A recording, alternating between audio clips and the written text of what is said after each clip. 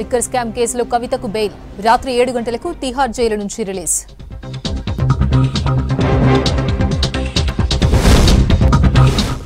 September 17 నుంచి 10 రోజులు ప్రజాపాలన, ration, health కార్డుల కోసం వివరాల సేకరణ.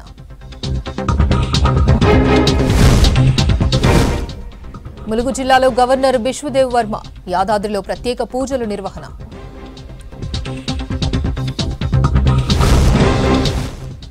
వరంగల్లో కూల్చివేతలపై హైడ్రా కావాలి, ఆక్రమణలపై చర్యలు తీసుకోవాలన్న సామాజికవేత్తలు.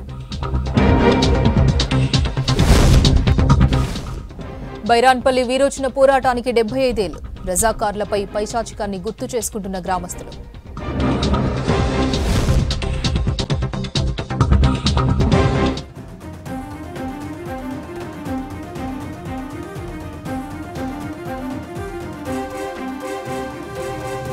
కాసేపట్లో బీఆర్ఎస్ ఎమ్మెల్సీ కవిత తిహార్ జైలు నుంచి విడుదల కానున్నారు. ఇప్పటికే ఆమె విడుదలకు రిలీజ్ వారెంట్ జారీ చేసింది రౌస్ అవెన్యూ కోర్టు. కవిత తరపున భర్తతో పాటు బీఆర్ఎస్ ఎంపీ రవిచంద్ర కోర్టుకు షూరిటీ బాండ్లు అందజేశారు. దీంతో కవిత విడుదల ప్రాసెస్ ను కోర్టు పూర్తి చేసింది. సాయంత్రం 7 గంటలకు తిహార్ జైలు నుంచి ఆమె రిలీజ్ కానున్నారు. ఢిల్లీ లిక్కర్ కేసులో సుప్రీంకోర్టు బెయిల్ మంజూరు చేయడంతో దాదాపు 5 నెలల తర్వాత జైలు నుంచి విడుదల కానున్నారు కవిత. కవితకు స్వాగతం పలికేందుకు ఢిల్లీలోని తిహార్ జైలు దగ్గరకు బీఆర్ఎస్ శ్రేణులు చేరుకున్నాయి. గంగుల కమలాకర్, శ్రీనివాస్ గౌడ్, బాల్క సుమన్, ముత్తిరెడ్డి, కౌశిక్ రెడ్డి, వివేక్ సహా పలువురు జైలు దగ్గర ఉన్నారు. ఇప్పటికే కేటీఆర్, హరీష్ రావు ఢిల్లీలో ఉన్నారు. మరోవైపు తిహార్ జైలు దగ్గర భారీ వర్షం పడుతోంది. కవితకు స్వాగతం పలికేందుకు ఢిల్లీలోని తిహార్ జైలు దగ్గరకు బీఆర్ఎస్ శ్రేణులు చేరుకున్నాయి. గంగుల కమలాకర్, శ్రీనివాస్ గౌడ్, బాల్క సుమన్, ముత్తిరెడ్డి, కౌశిక్ రెడ్డి, వివేక్ సహా పలువురు జైలు దగ్గర ఉన్నారు. ఇప్పటికే కేటీఆర్, హరీష్ రావు ఢిల్లీలో ఉన్నారు. మరోవైపు తిహార్ జైలు దగ్గర భారీ వర్షం పడుతోంది. మరింత సమాచారం మదార్ లైవ్ లో అందిస్తారు. మదార్, కవిత ఎన్ని గంటలకు రిలీజ్ కానుంది? కాసేపట్లో బీఆర్ఎస్ ఎమ్మెల్సీ కవిత తిహార్ జైలు నుంచి విడుదల కానున్నారు. ఇప్పటికే ఆమె విడుదలకు రిలీజ్ వారెంట్ జారీ చేసింది రౌస్ అవెన్యూ కోర్టు. కవిత తరపున భర్తతో పాటు బీఆర్ఎస్ ఎంపీ రవిచంద్ర కోర్టుకు షూరిటీ బాండ్లు అందజేశారు. దీంతో కవిత విడుదల ప్రాసెస్ ను కోర్టు పూర్తి చేసింది. సాయంత్రం 7 గంటలకు తిహార్ జైలు నుంచి ఆమె రిలీజ్ కానున్నారు. ఢిల్లీ లిక్కర్ కేసులో సుప్రీంకోర్టు బెయిల్ మంజూరు చేయడంతో దాదాపు 5 నెలల తర్వాత జైలు నుంచి విడుదల కానున్నారు కవిత. మరింత సమాచారం మదార్ అందిస్తారు. మదార్, కవిత ఎన్ని గంటలకు రిలీజ్ కానుంది? కాసేపట్లోనే కవిత తిహార్ జైలు నుంచి బయటికి రానున్నారు. సుమారు 7 గంటల ప్రాంతంలో కవిత బయటకు వచ్చేటువంటి ఛాన్స్ ఉన్నట్టుగా అధికారులు చెప్తున్నారు. బెయిల్కి సంబంధించిన ఫార్మాలిటీస్ అన్ని కూడా పూర్తి చేయాల్సి ఉంటుంది. గతంలో మనీష్ సిసోడియా విడుదలైనటువంటి సందర్భంలో కూడా ఆ రోజు సుప్రీంకోర్టు బెయిల్ ఇచ్చిన తర్వాత బెయిల్కి సంబంధించినటువంటి ఫార్మాలిటీస్ అన్ని కూడా ట్రయల్ కోర్టును పూర్తి చేసి అక్కడి నుంచి అఫీషియల్ కన్ఫర్మేషన్ మెయిల్ అనేది కూడా తిహార్ జైలుకు సంబంధించినటువంటి అధికారులకు కమ్యూనికేట్ అనేది కూడా చేస్తారు. అది చేసిన తర్వాతే వారిని విడుదల చేస్తూ ఉంటారు. ఇది రెగ్యులర్గా జరిగేటువంటి ప్రాసెస్. ప్రస్తుతం కవితకు సంబంధించి కూడా ఇదే ఫార్మాలిటీస్ అనేది కూడా నిర్వహిస్తారు. ఇప్పటికే పూచీకత్తుకు సంబంధించి 2 కేసుల్లో, ఇటు సిబిఐ కేసు అలాగే ఈడీ 2 కేసుల్లో కూడా 10 లక్షల రూపాయల చొప్పున పూచీకత్తు సమర్పించడంతో పాటు సెక్యూరిటీ బాండ్స్కి సంబంధించి కవిత భర్త అనిల్తో పాటు బీఆర్ఎస్ రాజ్యసభ సభ్యుడు వద్దిరాజు రవిచంద్ర ఇద్దరు కూడా షూరిటీ సంతకాలు అనేది కూడా చేశారు. ఇక పాస్పోర్ట్కు సంబంధించి కూడా ట్రయల్ కోర్టు జడ్జి ముందు సరెండర్ చేయాలనేటువంటి నిబంధన ఒకటి ఉంది. వాటిని కూడా ఫుల్ఫిల్ చేస్తారు. ఈ మిగతా సంబంధించి ఏవైతే షరతులు ఉన్నాయో వాటన్నిటికి కూడా కవిత లోబడి ఉండాల్సి ఉంటుంది. సరిగ్గా మార్చి 15వ తారీఖున కవితను ఢిల్లీ లిక్కర్ పాలసీకి సంబంధించి ఈడీ కేసులో కవిత అరెస్ట్ అయ్యారు. సుమారు 10 రోజుల పాటు కవిత వారికి సంబంధించి కస్టడీలో, ఈడీ అధికారుల కస్టడీలో ఉన్నారు. 10 రోజుల తర్వాత సుమారు 26వ తారీఖున, మార్చి 26వ తారీఖున కవితను తిహార్ జైలుకి తీసుకొచ్చారు. అప్పటి నుంచి కూడా కవిత తిహార్ జైల్లోనే ఉన్నారు. ఏప్రిల్ 11వ తారీఖున సిబిఐ కేసులో అరెస్ట్ చేశారు. ఆ తర్వాత ఒక 4 రోజుల పాటు కవితను సిబిఐ కస్టడీకి ఇచ్చారు. ఆ తర్వాత తిరిగి 2 కేసుల్లో కూడా సిబిఐ, ఈడీ 2 కేసుల్లో కూడా కవిత తిహార్ జైల్లోనే కస్టడీలో ఉన్నారు, జ్యుడిషియల్ రిమాండ్లో ఉన్నారు. అప్పటి నుంచి కూడా బెయిల్ కోసం ఆమె అనేక ప్రయత్నాలు చేశారు. ఇంటరిమ్ బెయిల్ కోసం వాళ్ళ అబ్బాయిలకు ఎగ్జామ్స్ ఉన్నాయి, ఇంటరిమ్ బెయిల్ ఇవ్వాల్సిందిగా ట్రయల్ కోర్టును ఆశ్రయించారు. ట్రయల్ కోర్టులో కవితకు ఊరట అనేది కూడా లభించలేదు. ఆ తర్వాత రెగ్యులర్ బెయిల్ కోసం కూడా కవిత ట్రయల్ కోర్టును ఆశ్రయించారు. అక్కడ కూడా కవితకు ఎలాంటి ఊరట అనేది కూడా దక్కలేదు. ఆ తర్వాత ఢిల్లీ హైకోర్టును ఆశ్రయించారు. 2 కేసుల్లో కూడా తనకు బెయిల్ మంజూరు చేయాల్సిందిగా కవిత హైకోర్టును ఆశ్రయించినప్పటికీ హైకోర్టు కూడా కవితకు బెయిల్ ఇవ్వలేదు. సెక్షన్ 45 కింద బెయిల్ ఇచ్చేందుకు నిరాకరిస్తూ అప్పుడు జడ్జిమెంట్ అనేది కూడా ఇచ్చింది. సో ట్రయల్ కోర్టు అలాగే హైకోర్టు తీర్పులను సవాల్ చేస్తూ తాజాగా కవిత సుప్రీంకోర్టును ఆశ్రయించడం జరిగింది. సుప్రీంకోర్టు ఈరోజు పూర్తి స్థాయి విచారణ వింది. గత విచారణలో ఈడీ కౌంటర్ దాఖలు చేయలేదు. దాంతో ఈ రోజుకి వాయిదా పడ్డది. ఈరోజు వాదనల సందర్భంగా కవితకు సంబంధించి న్యాయవాదులు ఇప్పటికే పూర్తి స్థాయిలో ఈ కేసుకు సంబంధించినటువంటి విచారణ అనేది కూడా పూర్తయింది. ఈడీ సిబిఐ 2 కూడా ఛార్జ్ షీట్లు ఫైల్ చేశాయి. సెక్షన్ 45గా మహిళగా తను బెయిల్కు అర్హురాలు. గతంలో సుప్రీంకోర్టు ఈడీ కేసులో అరవింద్ కేజ్రీవాల్కు అలాగే మనీష్ సిసోడియాకు ఈడీ సిబిఐ 2 కేసుల్లో కూడా బెయిల్ మంజూరు చేశారు. కాబట్టి కవితకు మరొకసారి ఈ కేసు విషయంలో ఈ 2 పిటిషన్లలో బెయిల్ మంజూరు చేయాలంటూ కూడా వాదనలు వినిపించారు. ఇక సిబిఐ ఈడీకి సంబంధించి ఎస్వి రాజు వాదనలు వినిపించారు. కవితకు బెయిల్ మంజూరు చేయొద్దంటూ వాదనలు వినిపించారు. గతంలో ఎవిడెన్స్ను ట్యాంపర్ చేసే విధంగా ప్రవర్తించడం కావచ్చు, లేకపోతే అక్యూజ్డ్గా ఉన్నటువంటి వాళ్ళను బెదిరించారు అనేది ప్రధానంగా కవిత పైన ఆరోపణలు చేశారు. అయినప్పటికీ కూడా ఇవి కూడా సుప్రీంకోర్టు పరిగణలోకి తీసుకోలేదు. ట్యాంపరింగ్కి సంబంధించి కావచ్చు, లేకపోతే ఫోన్ల మార్పిడి వంటి కీలక అంశాలకు సంబంధించి కూడా కొన్ని కామెంట్స్ అయితే పాస్ చేశారు. దాంతోపాటు సెక్షన్ 45 ప్రకారము మహిళగా తనున్నారు, బెయిల్కు అర్హురాలు, సెన్సిటివ్గా వ్యవహరించాల్సినటువంటి అవసరం ఉందనేటువంటి కామెంట్స్ చేస్తూ 3 అంశాలు. ఒకటి, ఇప్పటికే విచారణ అనేది కూడా ఆల్మోస్ట్ ఈ కేసుకు సంబంధించి 2 కవిత పాత్రకు సంబంధించి ఛార్జ్షీట్లు అనేది కూడా ఫైల్ చేశారు. కాబట్టి ఆమె బెయిల్కు అర్హురాలు అంటూ కూడా బెయిల్ మంజూరు చేశారు. కొన్ని షరతులను అయితే విధించారు. దేశం దాటిపోవద్దు, ఒకవేళ దేశం దాటి వెళ్ళాలనుకుంటే ముందస్తుగా సమాచారం ఇవ్వడంతో పాటు ప్రస్తుతం పాస్పోర్ట్ను అనేది సరెండర్ చేయాలి. కేసుకు సంబంధించి ప్రభావితం చేసే విధంగా ఏ విధంగా కూడా ప్రయత్నం చేయకూడదు అనేది కీలకమైనటువంటి కండిషన్స్ పెట్టారు. దాంతోపాటు 10 lakhs పూచీకత్తు, వీటి 2 సెక్యూరిటీ సైన్స్ అనేది కూడా చేయాలనేది కండిషన్స్ ఉన్నాయి. వీటిని ఫుల్ఫిల్ చేస్తూ ప్రస్తుతానికైతే ఆ ఫార్మాలిటీస్ అన్నీ కూడా పూర్తయ్యాయి. కవిత తరపు న్యాయవాది మోహిత్ రావు వీటికి సంబంధించినటువంటి అన్ని ప్రొసీడింగ్స్ అనేది కూడా పూర్తి చేసి కవితకు సంబంధించి విడుదలకు సంబంధించిన వారెంట్ని ప్రస్తుతం తిహార్ జైలుకి సమర్పించారు. ఆమెను బయటకు మరి కాసేపట్లోనే కవిత బయటకు వస్తుంది. ఆమెకు స్వాగతం పలికేందుకు బీఆర్ఎస్కు సంబంధించిన నాయకులు ఇప్పటికే భారీగా ఇక్కడికి చేరుకున్నారు. ఎమ్మెల్యేలు, మాజీ ఎమ్మెల్యేలు అందరూ కూడా వచ్చారు. ఇంకా కేటీఆర్, హరీష్ రావు మాత్రం 2 రాలేదు. మిగతా అందరూ కూడా ఆల్మోస్ట్ బీఆర్ఎస్కు సంబంధించినటువంటి నేతలందరూ కూడా ఆమెకు గ్రాండ్గా వెల్కమ్ చెప్పేందుకు ఇక్కడ చేరుకున్నారు. మనం విజువల్స్లో కూడా చూడొచ్చు. నాయకులతోటి తిహార్ జైలు ప్రాంగణం బయట ఇదే గేటు 3వ నెంబరు గేట్ నుంచే కవిత బయటకు వస్తారు. దాంతో ఆమెకు భారీ వెల్కమ్ చెప్పేందుకు వీరందరూ కూడా ఇక్కడికి వచ్చారు. పార్టీగా కష్టకాలంలో పార్టీగా అందరం కూడా తోడున్నామనేటువంటి మెసేజ్ ఇవ్వాలనేటువంటి ఉద్దేశంతో వీరందరూ వచ్చినట్టుగా ఇక్కడ ఉన్నటువంటి నాయకులు అయితే చెప్తా ఉన్నారు. సో మరి కాసేపట్లోనే కవిత బయటకు వస్తారు. 7 గంటల తర్వాత కవిత బయటకు వచ్చేటువంటి అవకాశం ఉంది. ఆ తర్వాత నేరుగా రాజ్యసభ ఎంపీ, ప్రస్తుతం బీఆర్ఎస్ రాజ్యసభ ఎంపీ దామోదర్ రావు నివాసంలోనే ఈరోజు రాత్రి బస చేసేటువంటి అవకాశాలు ఉన్నాయి. రేపు మధ్యాహ్నం 2 తర్వాత ఇక్కడ నుంచి కవిత హైదరాబాద్కు బయలుదేరుతారనేది ప్రాథమికంగా మనకు ఉన్నటువంటి సమాచారం. రేపు ట్రయల్ కోర్టు ముందు ఈ కేసుకు సంబంధించినటువంటి విచారణ ఉంది. ట్రయల్ కోర్టులో జరిగేటువంటి విచారణలకు హాజరు కావాలి, వాటికి సంబంధించి సహకరించాలి అనేది కోర్టు పెట్టినటువంటి కండిషన్లో ఒకటి. రేపు ఈ ఛార్జ్ షీట్లకు సంబంధించినటువంటి విచారణ కూడా రేపు ట్రయల్ కోర్టులో ఉండడంతో దానికి వీడియో కాన్ఫరెన్స్ ద్వారా హాజరవుతారా లేక వ్యక్తిగతంగా హాజరవుతారా అనేది కూడా చూడాల్సి ఉంటుంది. దాని తర్వాతే ఆమె హైదరాబాద్కు బయలుదేరేటువంటి అవకాశాలు ఉన్నాయి. అపర్ణ,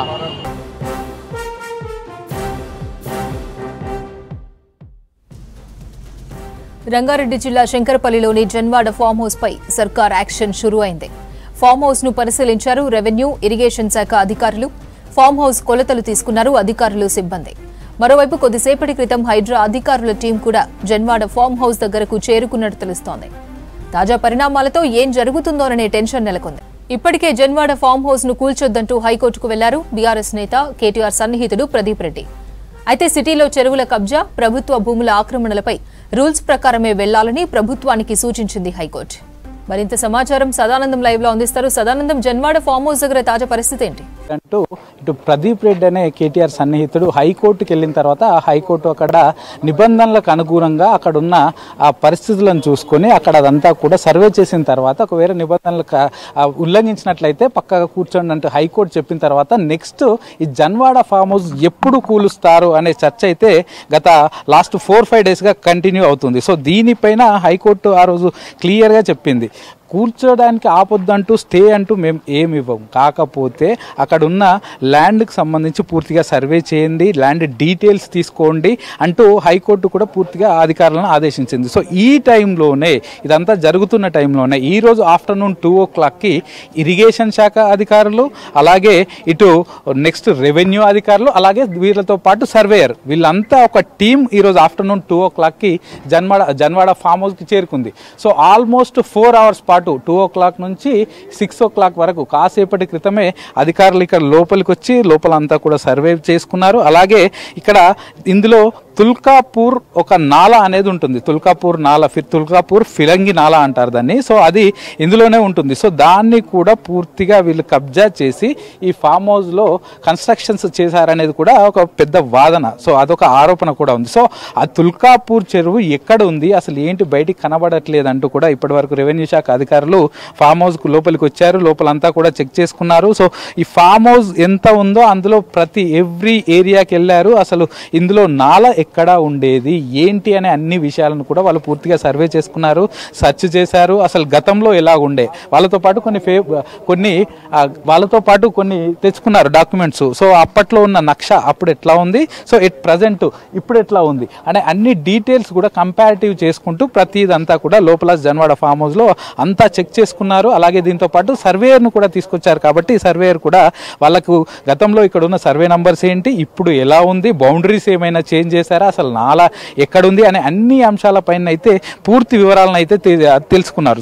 మరోవైపు మనం ఇక్కడ నుంచి సర్వే కంప్లీట్ చేసుకొని వెళ్ళిన తర్వాత రెవెన్యూ అధికారులను ఇక్కడ లోకల్ ఆర్ఐ వచ్చాడు, అలాగే ఇతర ఇరిగేషన్ శాఖ అధికారులను కూడా అడిగినప్పుడు వాళ్ళు అదే చెప్తున్నారు. సో మాకు పై స్థాయి అధికారుల నుంచి, మాకు ఆర్డీఓ నుంచి మాకు అటు ఆర్డర్స్ వచ్చాయి, ఇక్కడ ఉన్న ఫామ్ హౌస్లో అసలు ఇటు తుల్కాపూర్ ఫిరంగి నాలా ఎక్కడుంది ఏంటి దాన్ని ఫైండ్ అవుట్ చేయండి, అలాగే మొత్తం దీనికి సంబంధించిన సర్వే నంబర్స్ ఏంటి, అసలు బౌండరీస్ ఏమున్నాయి అవన్నీ కూడా ఫైండ్ అవుట్ చేయమంటూ మాకు ఆర్డర్స్ వచ్చినాయి కాబట్టి మేము ఈరోజు ఆఫ్టర్నూన్ ఇక్కడికి వచ్చామని వాళ్ళు కూడా క్లియర్గా చెప్తున్నారు. సో ఈ ఇష్యూ అంటే మొదటగా ఇది హైకోర్టుకి వెళ్ళిన తర్వాత కేటీఆర్ది ఫామ్ హౌస్ అంటూ చాలా వరకు మొదటి నుంచి వచ్చింది. ఆ తర్వాత కేటీఆర్ ఏమో ఇది నాది కాదు నా ఫ్రెండ్ది, అక్కడి నుంచి నేను లీజుకు తీసుకొని యూజ్ చేసుకుంటున్నానని అతను చెప్పడం, అలాగే ప్రదీప్ రెడ్డి అనే వ్యక్తి కూడా హైకోర్టుకి వెళ్ళి హైడ్రా నుంచి ఎట్లాంటి కూల్చివేతలు చేపట్టొద్దంటూ కూడా ఆయన చేసిన తర్వాత నెక్స్ట్ అప్పుడే ఆ అంశం బయటకు వచ్చింది. అంటే నెక్స్ట్ హైడ్రా వచ్చి ఇక్కడ కూల్చేస్తారా ఏంటి అనే అంశాలపైన అయితే ఒక చర్చ అయితే కొనసాగుతుంది. సో ఈ టైంలోనే ఇంకా హైకోర్టు కూడా దీనికి క్లియర్గా ఓపెన్గా చెప్పేసింది ఏంటంటే దీన్ని ఈ కూల్చివేతలు ఆపొద్దంటూ మేము ఎట్లాంటి స్టే ఇవ్వం. ఎందుకంటే ప్రదీప్ రెడ్డి ఇందులో పిటిషన్ వేసినప్పుడు ఆయన మెయిన్ ప్రేయర్ అదే, హైడ్రా కూల్చివేతలు చేపట్టకుండా మాకు స్టే ఆర్డర్ ఇవ్వండి, హైడ్రాను ఆపండి అంటూ కూడా వాళ్ళు మెయిన్గా ప్రేయర్ చేశారు. సో దాంట్లో భాగంగానే హైకోర్టుకి వెళ్ళినప్పుడు హైకోర్టు కూడా క్లియర్గా చెప్పింది ఎట్లాంటి స్టే ఆర్డర్ ఇవ్వబోము, కాకపోతే మీరు ఒకవేళ కూల్చివేతలు మీరు నిజంగానే అక్కడ నిబంధనలు ఉల్లంఘించి కట్టారు, ఫామ్ హౌస్ నడుస్తుంది అనుకుంటే ముందుగా సర్వే చేయండి, అన్ని శాఖల అధికారులతో సర్వే చేయండి, సర్వే చేసిన తర్వాత దాన్ని పూర్తిగా రీసెర్చ్ చేయండి, రీసెర్చ్ చేసిన తర్వాత నిజంగానే ఆక్రమించినట్లు మీకు అనిపిస్తే అప్పుడు మీరు యాజ్ పర్ రూల్ ప్రకారం ఎలాగైతే మీరు కూల్స్తారో డిమాలిషన్ చేస్తారో అట్లా కంటిన్యూ చేయండి అని చెప్పారు. సో అప్పుడే ఆల్మోస్ట్ ప్రదీప్ రెడ్డికి అతనికి అక్కడనే కోర్టులోనే ఎట్లాంటి స్టే ఆర్డర్ రాకపోవడంతో నెక్స్ట్ ఏం జరుగుతుంది అనేది కూడా చూస్తున్నారు. ఇక మరోవైపు ఈ ఫామ్ హౌస్ కన్స్ట్రక్షన్ జరిగినప్పుడు ఇక్కడ అధికారులతోటి కాకుండా గ్రామ పంచాయతీ తీర్మానం చేయకుండా కేవలం ఇక్కడ లోకల్ గ్రామ పంచాయతీకి సంబంధించిన సర్పంచ్, ఊరు సర్పంచ్కు సంబంధించి అతనితో మాత్రమే పర్మిషన్ తీసుకుని అతడు సిగ్నేచర్ పెడితేనే ఇక్కడ అన్ని లోకల్ కన్స్ట్రక్షన్స్ కూడా జరిగినాయనే అంశం పైన కూడా హైకోర్టులో వాదన జరిగింది. సో ఒక గ్రామ పంచాయతీ నుంచి పర్మిషన్ తీసుకునేటప్పుడు ఒక ఫామ్ హౌస్ కట్టినప్పుడు అక్కడ లోకల్ గ్రామ పంచాయతీకి కార్యదర్శి ఉంటారు. సో అతనితో అయినా తీసుకోవాలి, లేకపోతే గ్రామ పంచాయతీ తీర్మానం తీర్మానం చేయాలి. కానీ సర్పంచ్కి డైరెక్ట్గా పర్మిషన్ ఇచ్చే అధికారాలు లేవు అనేది కూడా డైరెక్ట్గా హైకోర్టు చెప్పింది ఆ రోజు. సో ఈ అంశం పైన కూడా ఉంది. ఇంకా ఇది కాకుండా ఒకటి ఇటు ఫిరంగినాలా, ఇక తుల్కాపూర్ ఫిరంగినాలాను కబ్జా చేశారనేది ఒకటి, రెండోది ఇటు గ్రామ పంచాయతీ సర్పంచ్ అతనిచ్చిన ఇన్ఫర్మేషన్ లేకపోతే అతనిచ్చిన పర్మిషన్ తోటే ఇక్కడ ఇదంతా జరిగింది అనేది ఒకటి, ఈ కన్స్ట్రక్షన్ జరిగింది అనేది ఒకటి, ఇంకొకటి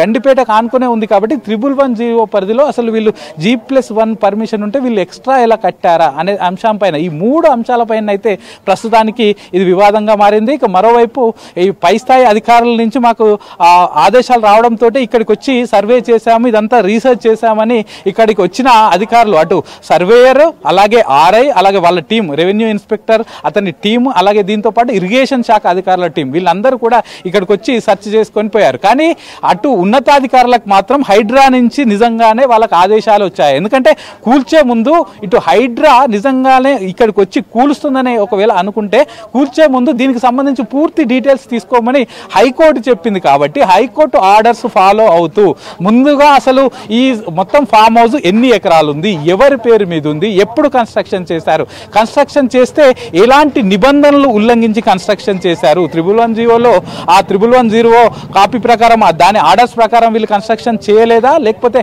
అది కాకుండా దీనిలో తుల్కాపూర్ నాలా వెళ్తుంది కాబట్టి, అంటే ఈ తుల్కాపూర్ నాలా ఏంటంటే ఫిరంగి నాలా పైన ఉన్న గ్రామాలకు సంబంధించిన వర్షం పడ్డప్పుడు ఆ వాటర్ అన్ని కూడా ఇక్కడ పక్కనే ఉన్న గండిపేట చెరువులోకి ఆ వాటర్ అంతా ఆ ఫ్లో అంతా వెళ్ళాలంటే ఆ తుల్కాపూర్ నాలా నుంచే వెళ్లాల్సి ఉంటుంది. సో దాన్ని వీళ్ళు అబ్జెక్ట్ చేసి దాన్ని కబ్జా చేసి దాన్ని పక్కనే కట్టారా ఏంటి అనే అంశాలపైన కూడా క్లారిటీ తీసుకోవాల్సిన అవసరం ఉంది. సో దీనికి సంబంధించే ఇటు 3 శాఖల అధికారులు, ఇటు ఇరిగేషన్ శాఖ అధికారులు, ఎందుకంటే వీళ్ళు హైకోర్టులో పిటిషన్ వేసినప్పుడు ముందుగా డైరెక్ట్గా ఏం వేశారంటే ఇరిగేషన్ శాఖ అధికారులు వచ్చి మా ఫామ్ హౌస్లో కొంతవరకు వాళ్ళు సర్వే చేసుకొని పోయారు, వాళ్ళు అక్కడికి వచ్చి చేసుకొని పోయారు కాబట్టి దీన్ని కూల్చేస్తారనే భయంతో మేము ముందస్తుగా హైకోర్టుకు వస్తామని చెప్పారు. సో ఇరిగేషన్ శాఖ అధికారులు అలాగే దీంతో పాటు నెక్స్ట్ వీళ్ళు రెవెన్యూ అధికారులు కూడా ఇక్కడికి వచ్చారు, RIని కూడా ఇక్కడ పంపించారు, రెవెన్యూ శాఖ అధికారి కూడా వచ్చారు. దీంతో పాటు ఏ ల్యాండ్ అయినా ఎంత ఉంది, అసలు ఆ ల్యాండ్ వీళ్ళు కన్స్ట్రక్షన్ చేసినప్పుడు ఎంత ఉంది, ఏ సర్వే నంబర్లో వీళ్ళ ఫామ్ హౌస్ ఉంది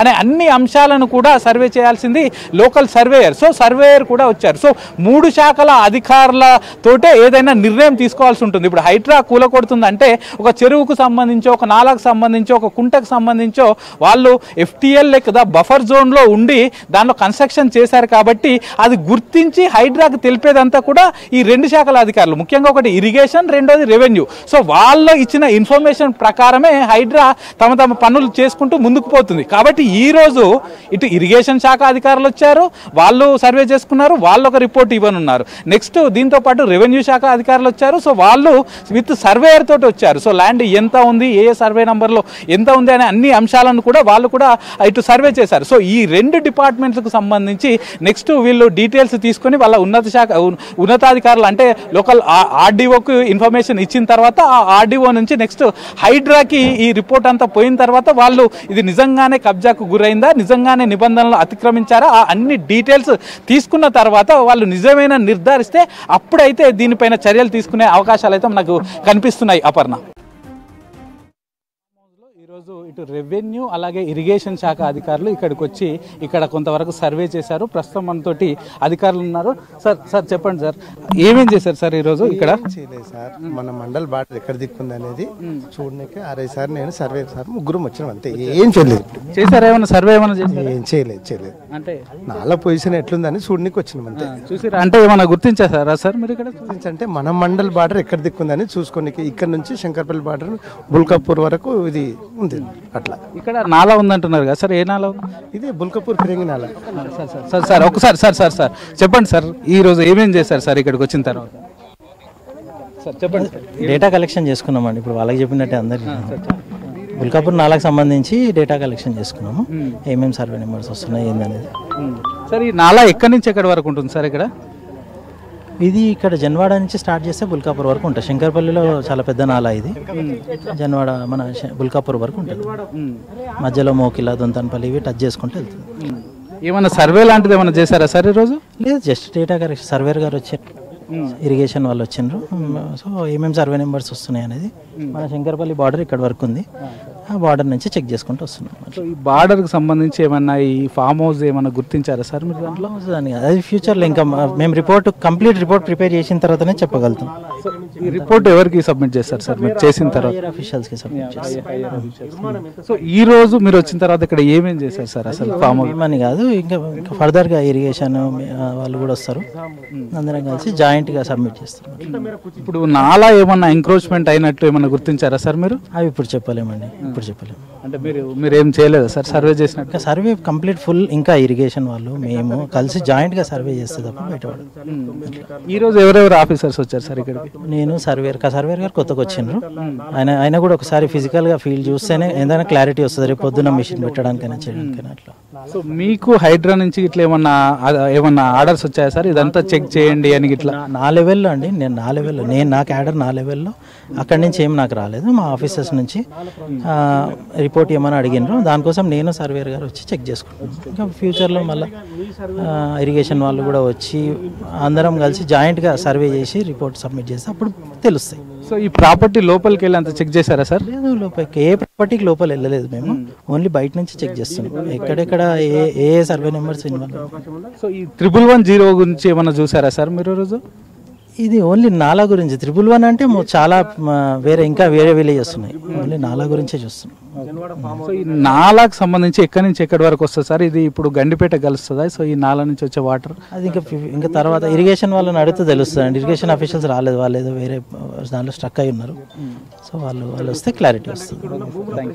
సో ఎస్ చూసాం కదా, ఇప్పుడు మనం చూసాం కదా ఇప్పటికి వరకు ఇక్కడికి ఇటు రెవెన్యూ అఫీషియల్స్, మనం ఇప్పటిదాకా మాట్లాడిన ఆయన ఆర్ఐ రెవెన్యూ ఇన్స్పెక్టర్, సో ఇటు రెవెన్యూ అధికారులు, అలాగే ఒక సర్వేయర్, అలాగే దీంతో పాటు ఇరిగేషన్ అధికారులు, సో ముగ్గురు 3 డిపార్ట్మెంట్లకు సంబంధించిన వాళ్ళంతా కూడా ఇక్కడికి వచ్చి సో ఇటు ఈ బుల్కాపూర్ నాలా ఎక్కడి నుంచి ఎక్కడి వరకు ఉంది, సో అది ఎంతవరకు ఎన్క్రోచ్మెంట్ అయిందా ఏంటి అనే అంశాలపైన అయితే ఇప్పటి వరకు చెక్ చేసుకున్నారు. సో ప్రస్తుతానికి వీళ్ళని అడిగితేనైతే మేము సర్వే లాంటివి ఏం చేయలేదు, కానీ నాలా ఎక్కడి నుంచి ఎక్కడి వరకు ఉంది, సో అది ఇటు ఇక్కడి నుంచి పైనుంచి వచ్చే గ్రామాలకు సంబంధించిన వాటర్ అంతా కూడా గండిపేటలోకి వెళ్ళాలంటే సో ఈ నాలా నుంచే వెళ్లాల్సి ఉంటుంది. సో మొదటి నుంచి ఈ జన్వాడ ఫామ్ హౌస్ ఆ నాలాకు సంబంధించిన ల్యాండ్ అంతా కూడా ఎంక్రోచ్మెంట్ చేశారనేది మొదటి నుంచి వస్తున్న ఆరోపణ. సో దానిపైన కూడా మన హైకోర్టులో విచారణ జరిగినప్పుడు కూడా అదే ఇష్యూ పైన జరిగింది. సో అదే అంశం పైన ఈరోజు హయ్యర్ అఫీషియల్స్ అంటే ఇటు ఆర్డీఓ కానీ ఇక్కడ లోకల్ కలెక్టర్ కానీ వాళ్ళు ఇచ్చిన ఆదేశాల మేరకు ఇటు సర్వేయర్,